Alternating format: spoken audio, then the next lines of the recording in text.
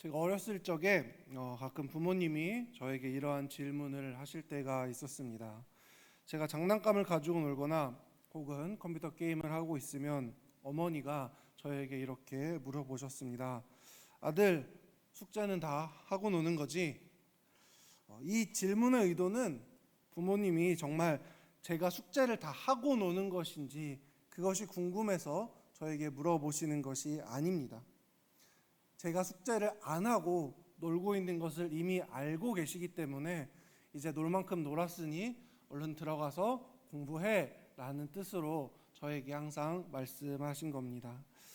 이런 질문을 저에게 하셨을 때 제가 어머니께 네, 숙제 다 하고 놀고 있는 거예요 라고 어머님께 대답을 했던 기억은 별로 없습니다. 제 기억 속에는 아니요 라는 대답을 했던 기억만 많이 남아 있습니다.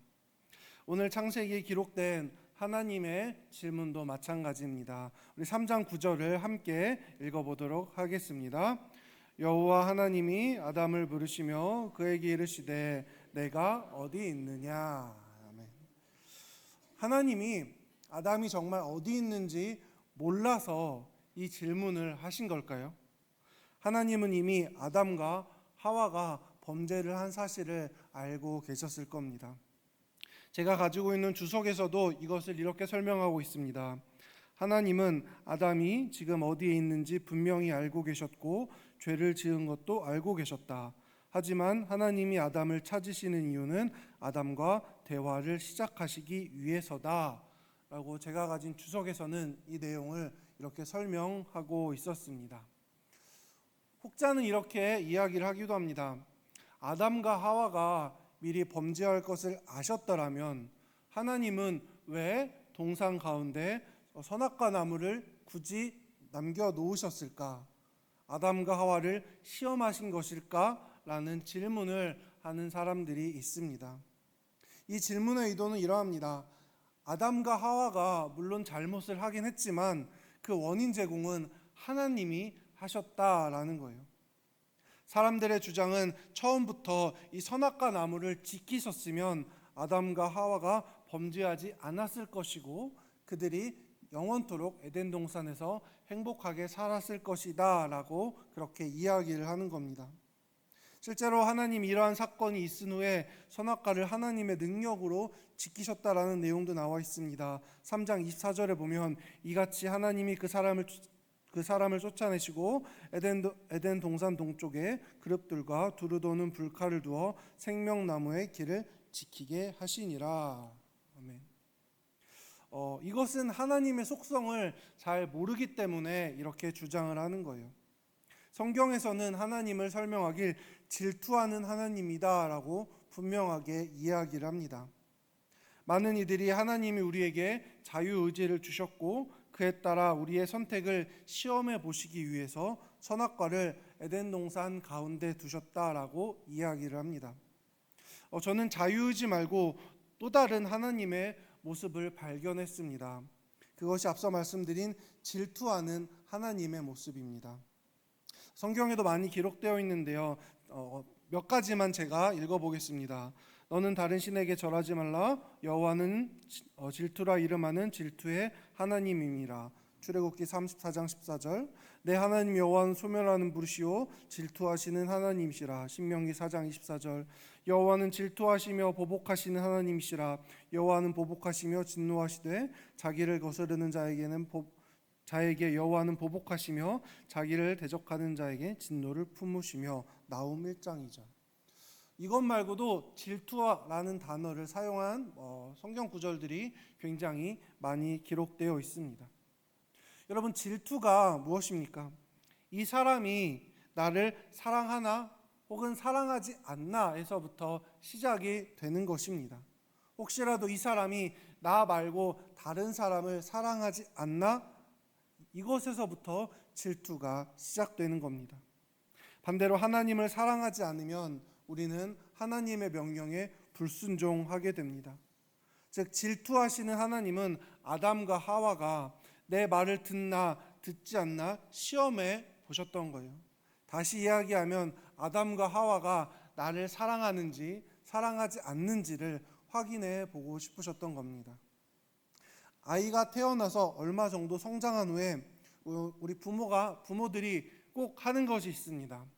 아이를 저만치 떨어뜨려 놓고요, 엄마와 아빠가 서로 박수치면서 이리 나에게 귀여우라고, 그리고 엄마한테 오는지 아빠한테 오는지 그렇게 많이 아이에게 이야기를 해봅니다.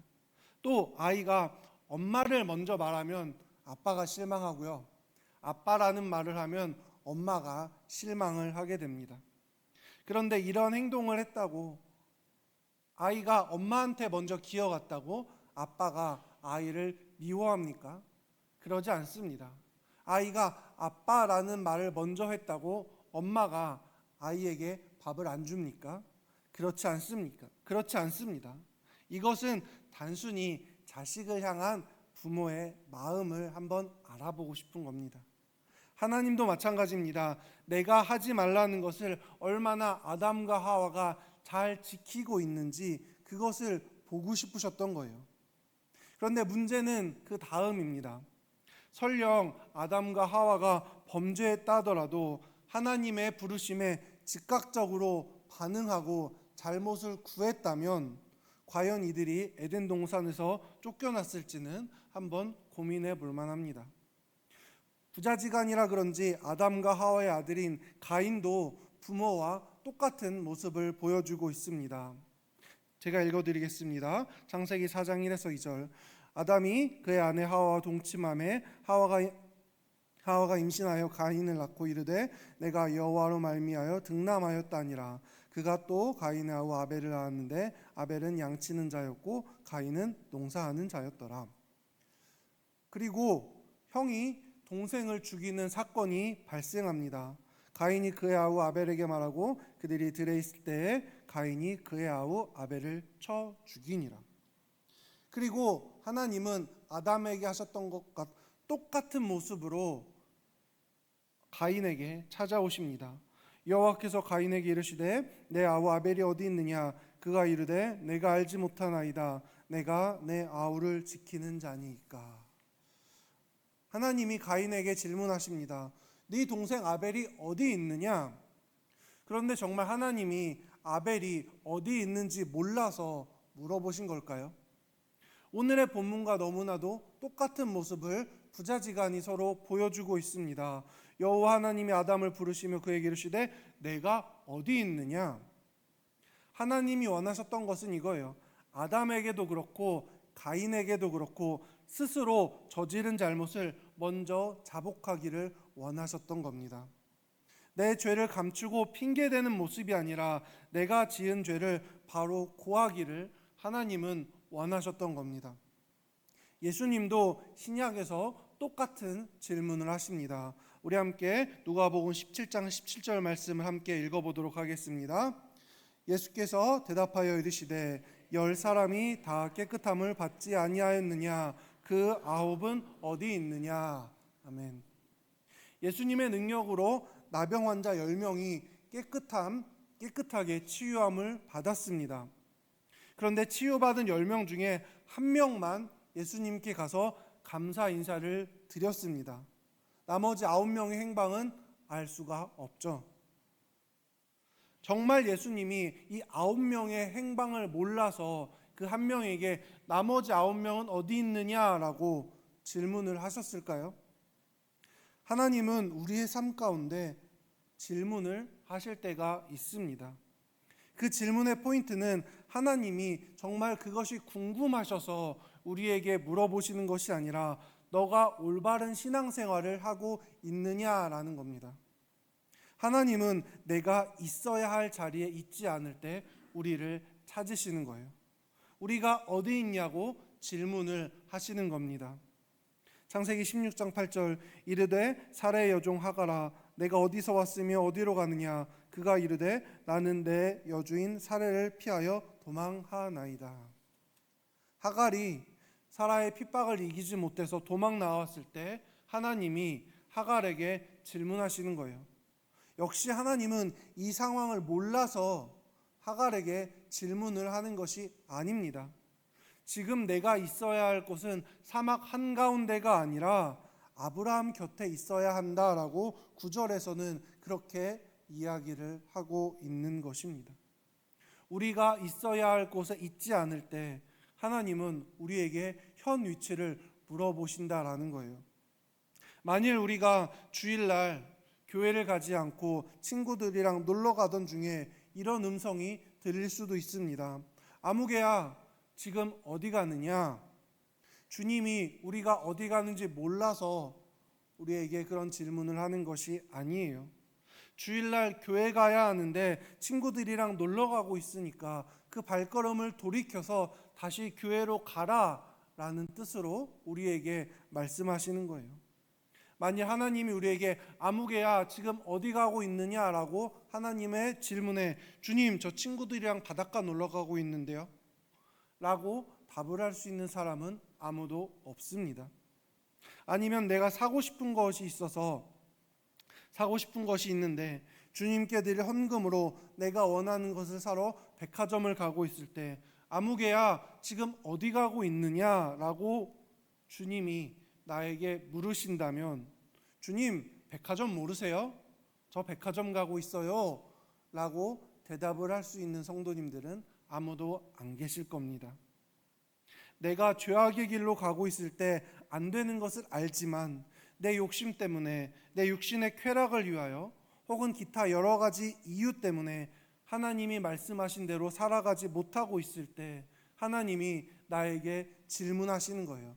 아무개야 지금 어디에 있느냐? 아무개야 지금 어디를 가고 있느냐라고 나에게 질문하신다라는 겁니다. 우리는 하나님의 그 질문에 차마 대답할 수 없어서 모른 척하고 있는 것 아닙니까? 성경에 하나님의 질문에 아담도 하와도 그의 자녀인 가인도 주님이 원하시는 답을 하지 않았습니다. 결국에 아담과 하와는 에덴 동산에서 쫓겨났습니다. 가인도 평생을 방황하는 삶을 살게 된 것을 우리는 너무나 잘 알고 있습니다. 하나님이 원하시는 것은 우리가 죄를 지었을 때 먼저 우리 스스로 회개를 하는 것을 주님은 원하신다라는 거예요. 다만 너가 죄를 행하였기 때문에 나에게 나아오기 어렵다면 내가 먼저 너에게 찾아가 주겠다라고 하나님은 오늘 읽은 본문을 통해서 우리에게 말씀하고 계시는 겁니다. 그 증거를 NIV 영어 성경으로 보면 조금 더 확실합니다. NIV 영어 성경으로 오늘 본문을 9절 본문의 시작을 영어 단어 벗으로 시작하고 있습니다.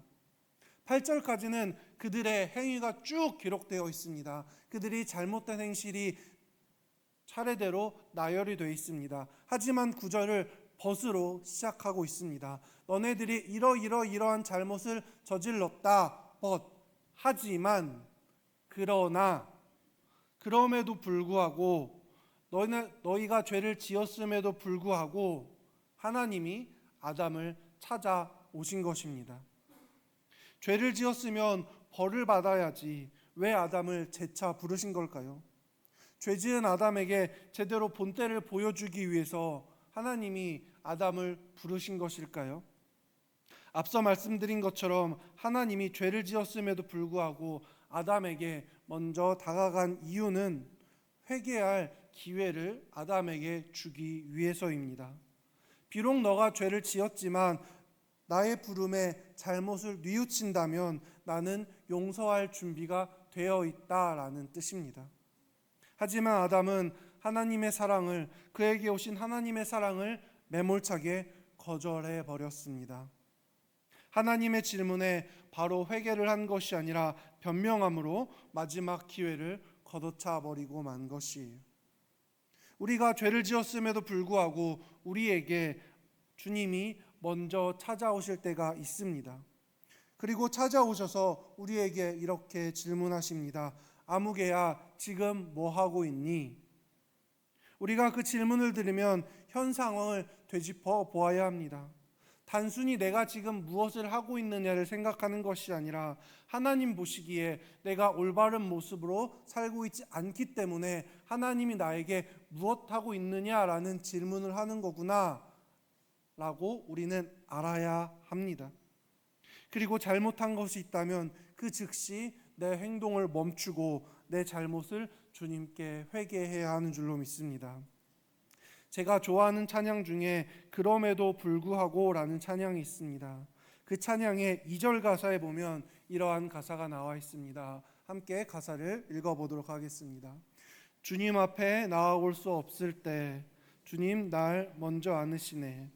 그럼에도 불구하고 날 사랑하시는 내 하나님의 사랑은 나의 모든 걸 덮고 그럼에도 불구하고 날 안아주시는 내 하나님을 부를 때 아버지라 부르죠. 주님 앞에 나아올 수 없을 만큼 내 모습이 죄로 가득 차 있고 부끄러울지라도 주님이 먼저 나에게 다가오셔서 나의 죄를 용서해 주시고 그러므로 인해서 내가 주님을 아버지라 부를 수 있다라는 찬양의 가사입니다. 이제 오늘 설교를 정리하도록 하겠습니다. 우리는 인간이기 때문에 얼마든지 실수할 수 있습니다. 하지만 중요한 것은 실수를 하더라도 주님이 나에게 찾아와 주신다라는 겁니다. 성도로서 죄 지은 나의 모습이 부끄럽기도 하고 주님 앞에 죄송스럽기도 합니다.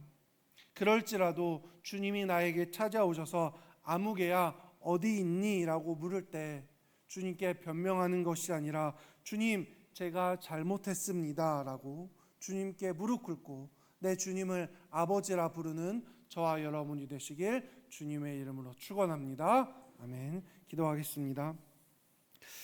주님, 우리가 살아가면서 주님 보시기에 부끄러운 모습으로 살 때가 너무나도 많이 있었습니다. 그럴 때마다 주님은 나에게 먼저 찾아오셨지만 내 부끄러운 모습으로 인하여 차마 주님 앞에 나아갈 수 없었습니다. 앞으로는 주님의 부르심에 아멘으로 대답하는 제가 될 수 있도록 저를 붙잡아 주시고 더 나아가 죄의 유혹에 넘어지지 않는 저희가 될 수 있도록 저희들을 붙잡아 주시옵소서. 예수님의 이름으로 기도하였습니다. 아멘.